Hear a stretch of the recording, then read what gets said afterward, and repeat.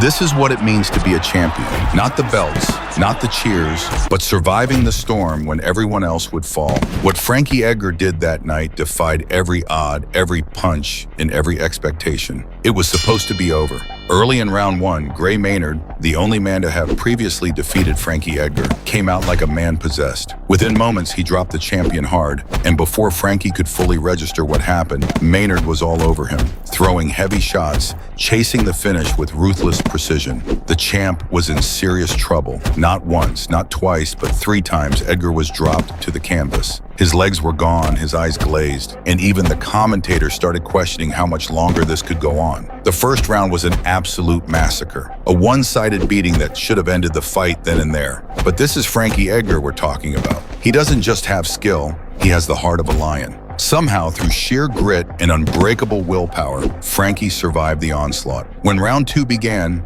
fans expected a broken man. Instead, they witnessed a rebirth. Frankie didn't just recover, he came forward. With crisp combinations, relentless pace, and perfect movement, Edgar started to take over. His footwork frustrated Maynard, his hands found the mark, and more importantly, his heart never left. The same man who barely survived the first 5 minutes was now winning rounds. Backed by championship conditioning and insane mental toughness, Edgar refused to quit. Shot after shot, he landed clean. Maynard, once so confident, began to fade. The punches didn't stop, and neither did Frankie. By round 5, it was clear. This was no longer just a defense of the title. This was one of the greatest comebacks in UFC history.